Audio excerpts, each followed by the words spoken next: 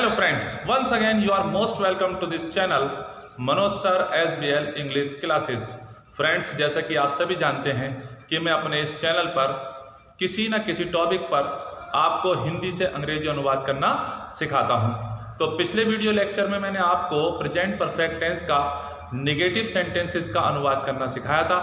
आज मैं आपको इसी टेंस का इंट्रोगेटिव सेंटेंसेस फर्स्ट टाइप का अनुवाद करना सिखाऊंगा। तो चलिए फ्रेंड्स, आशा है वीडियो आपको बहुत पसंद आएगा। तो देर नहीं करते हैं, वीडियो को स्टार्ट करते हैं। तो देखें फ्रेंड्स, सबसे पहले आज का टॉपिक जैसा कि मैं बता चुका हूं, present perfect tense interrogative sentences first type. अब इन सेंटेंसों को हम कैसे पहचानें, तो इसके लिए हमें पहचान को जानना होगा।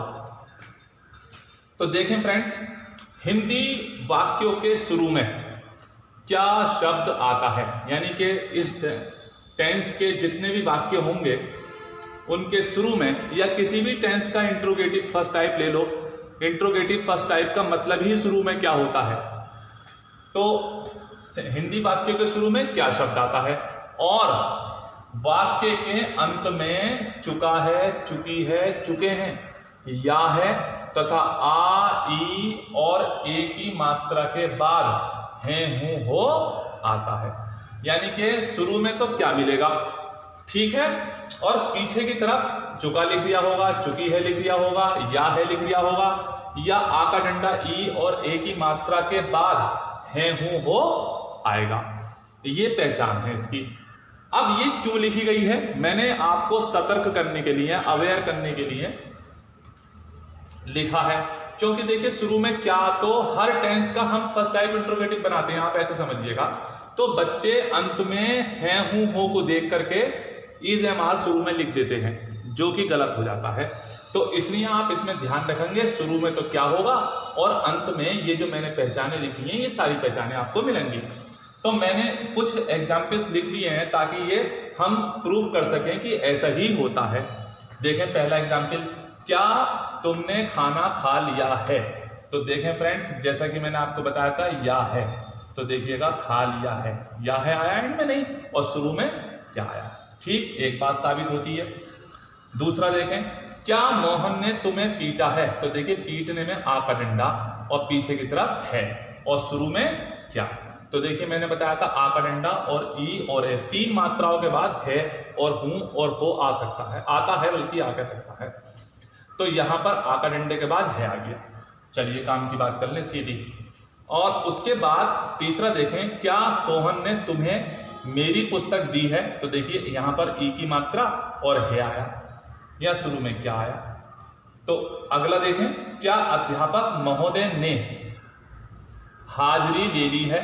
तो यहां पे देखें ई है, तो आप देखेंगे ये हैगी ई, तो आ भी आया, ई भी आई, ठीक है। अब यहां देखें, क्या सीता कानपुर से अभी अभी आई है। तो देखिए ई भी आया है, तो ध्यान आप देखें, यहाँ ई आया, यहाँ ई आया, यहाँ आ आया। तो अगर यहाँ बहुवचन में होता, क्या वे कानपुर से आए हैं, तो आए ऐसे लिखा जाता, तो ये ए हो जाता। तो कुल मिलाकर के आप समझ गए होंगे कि शुरू में क्या होगा और पीछे की तरफ ये सारी पहचाने होगी। ऐसे सेंटेंस प्रेजेंट परफेक्ट टेंस के होते हैं, और शुरू में क्या होने के कारण हम इन्हें इंट्रोगेटिव सेंटेंसेस फर्स्ट टाइप कहते हैं। तो फ्रेंड्स, ये तो हो गई इसकी पहचान की बात। अब हम इसके अनुवाद के नियम और देख लेते हैं। अगर हमें रूल्स अच्छे से समझ में आ जाते हैं किसी भी चीज के, तो अनुवाद करना बेहद सरल हो जाता है। तो चलिए फ्रेंड्स, आगे बढ़ते हैं। तो चलिए फ्रेंड्स, अब हम अनुवाद के नियम देख लेते हैं। तो हमारा पहला रूल है, यदि वाक्य के शुरू में क्या शब्द हो तो हैज या हैव को सब्जेक्ट के अनुसार अंग्रेजी बनाते समय शुरू में लिखते हैं। यानी कि जब शुरू में क्या हो तो आप उसकी अंग्रेजी वर्ड मत लिखिए, उसके स्थान पर आप सब्जेक्ट देखें और सब्जेक्ट के अकॉर्डिंग यदि वो सिंगुलर है तो शुरू में हैज लिख दें, अगर वो प्लूरल है तो शुरू में हैव लिख दें। दूसरा रूल देखें, यदि वाक्य में नहीं या कभी नहीं शब्द आए तो नॉट या नेवर को सब्जेक्ट के बाद लिखते हैं, यानी नहीं के लिए नॉट का प्रयोग करते हैं और कभी नहीं के लिए नेवर का प्रयोग करते हैं, और दोनों ही शब्दों को इंट्रोगेटिव में हमेशा सब्जेक्ट के बाद ही लिखा जाता है। रूल नंबर 3 में देखें, इस टेंस में सदैव वर्ब की थर्ड फॉर्म का प्रयोग होता है, यानी इस पूरे परफेक्ट में आप देखेंगे कि हमेशा वर्ब की थर्ड फॉर्म का ही प्रयोग किया जाता है। अब एक इसमें हमें सावधानी याद रखनी होती है। क्या सावधानी बरतनी है कि यदि वाक्य के शुरू में क्या शब्द आए तो उसकी अंग्रेजी व्हाट कभी नहीं लगाते हैं, यानी कि कुछ बच्चे अनाड़ीपन में गलती कर देते हैं कि सेंटेंस के शुरू में क्या शब्द रखा है तो वो उसे तुरंत व्हाट लिख देते हैं, यही वो गलती करते हैं। तो इसलिए तो मैंने पहचान बताई थी आपको कि वाक्य के पीछे या है आ जाता है, आ का डंडा ई की मात्रा के बाद है हूं हो आ जाता है, तो शुरू में क्या के लिए आप हैज या हैव का प्रयोग करते हैं। अब सारी बात को हम एग्जाम्पल से सीखेंगे, ये कठिन नहीं है, बहुत ही आसान है। जैसे ही मैं आपको एग्जाम्पल सिखाऊंगा, जैसे ही मैं आपको एग्जाम्पल में अनुवाद करना सिखाऊंगा, आप बस चुटकी बजा के वैसे ही सीख जाएंगे। बस थोड़ी सारी जो सावधानियां हैं वो यही है कि शुरू में क्या आए तो उसकी अंग्रेजी व्हाट मत लिखिएगा। शुरू में क्या तो और भी टेंसों के सेंटेंसों के शुरू में आता है, परंतु इस टेंस की पहचान कम होने के कारण छात्र से अक्सर गलतियां हो जाती हैं। तो इसलिए मैं बार बार जोर दे रहा हूं कि जब भी कभी आप शुरू में क्या देखें तो पीछे की तरफ भी एक बार जरूर देख लें कि पीछे से पहचान वो है भी या ना है। कभी केवल है हूं हो देखें और शुरू में इज एम आर को पटक दें, पता चला सेंटेंस पूरा गलत हो गया।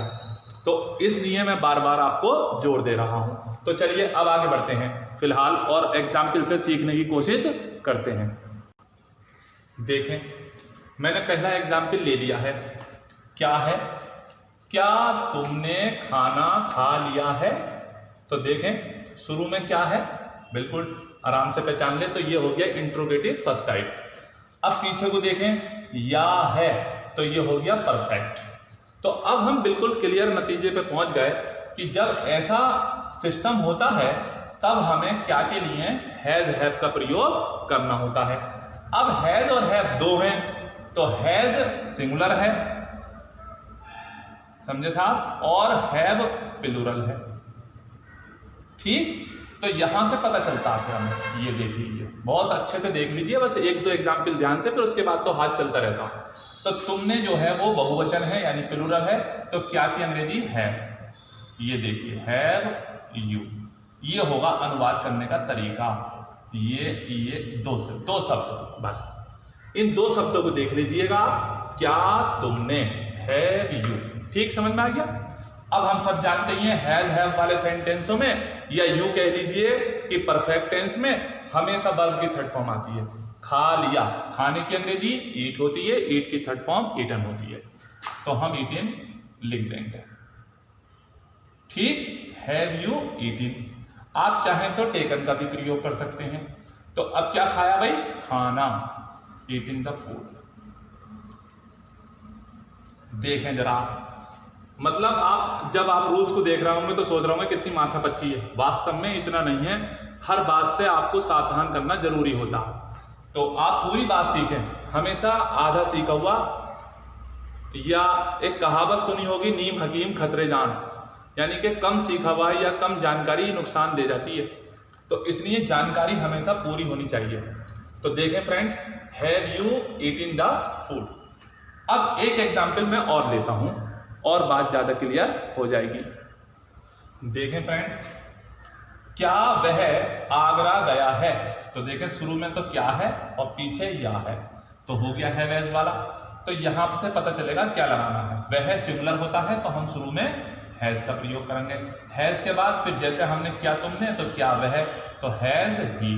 ठीक, दो शब्द कर लिए, पीछे जाएं। गया है तो जाने की थर्ड फॉर्म गॉन। अब कहीं को जाते हैं तो टू लगाते हैं, ये को के लिए होता है, को इसमें छुपा हुआ होता है, आगरा को, तो इंग्लिश में हमें शो करके दिखाना पड़ता है, इंग्लिश का नियम है। गॉन टू, ठीक, टू आ गया। अब देख दीजिए आगरा, बस आप सीधे ध्यान रखिए, अगर हम कहीं को जाते हैं तो जाने की अंग्रेजी के बाद सदैव आप टू लगाते हैं, ये सामान्य गति को दर्शाता है। तो has he gone to Agra. एक और एग्जाम्पल लेता हूं, यहां आपने देखा यू के कारण हैव था और यहां पर ही के कारण शुरू में हैज है, तो सब्जेक्ट ही हमें यह बताएगा हमें कैसे करना होता। चलिए एक एग्जाम्पल और लेते हैं, देखें इसे ध्यान से। क्या सुनीता ने सब आम खा लिए हैं? तो हमें तो इन शुरू में दो शब्दों से मतलब है। क्या सुनीता, सुनीता सिंगुलर है तो लीजिए फिर हैज सुनीता। ठीक, खाने की आपको पता चल गया, ईटिंग, और सारे आम खाएं, ऑल द मैंगोज। अब आप खुद देख लीजिएगा कितना सरल है। और मैं से बता रहा हूं, जब आप एग्जाम में स्टोरी बनाएंगे तो आपको बहुत ज़्यादा आसानी रहेगी।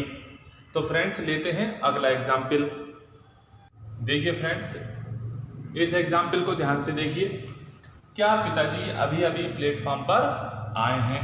तो सबसे पहले हम क्या पिताजी को लेंगे, तो हैज फादर। ठीक है, ये हो गया। अब देखिए अभी अभी, अभी अभी के लिए हम दो शब्दों का प्रयोग करते हैं, एक तो जस्ट होता है और एक जस्ट नाउ भी होता है। अगर आप जस्ट का प्रयोग करें तो सब्जेक्ट के बाद करें इंट्रोगेटिव में, और जस्ट नाउ का प्रयोग करें तो आप सबसे लास्ट में करें। तो मैं यहां आज आपको जस्ट नाउ का प्रयोग करके दिखाता हूं। हैज फादर, आए हैं, कम, कम, कम जो है केम, कम, केम, कम, कम की ही थर्ड फॉर्म कम होती है। तो हैज फादर कम, कहाँ आए हैं? प्लेटफॉर्म पर, एट द प्लेटफॉर्म।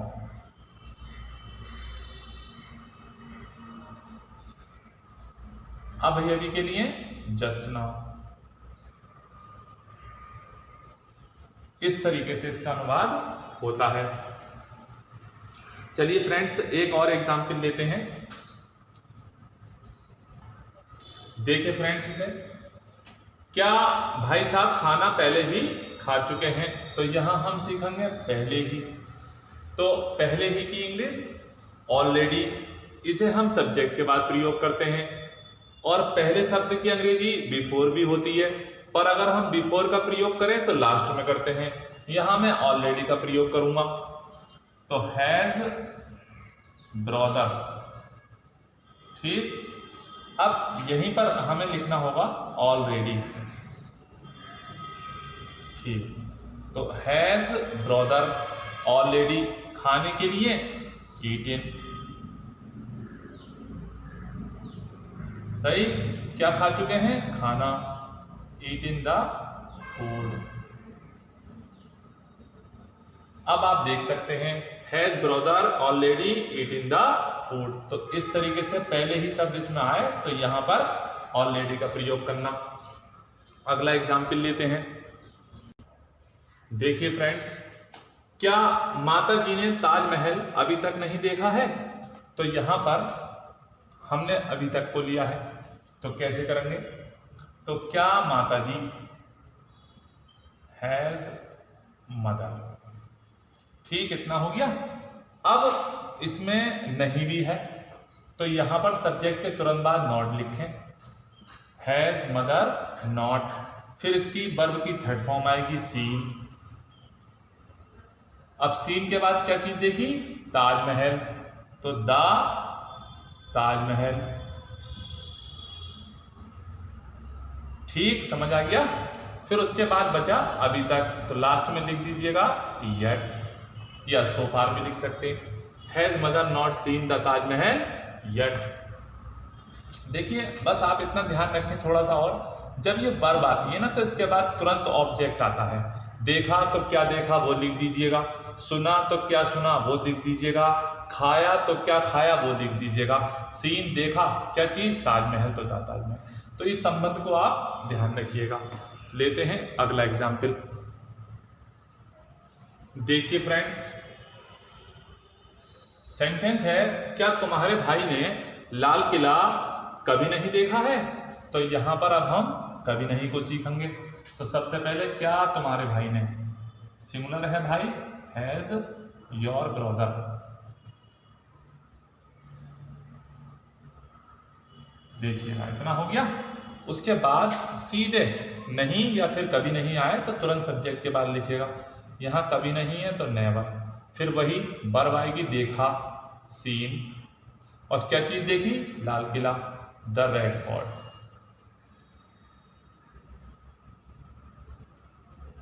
इस तरीके से हमें करना चाहिए। तो अब हमने नेवर भी सीख लिया।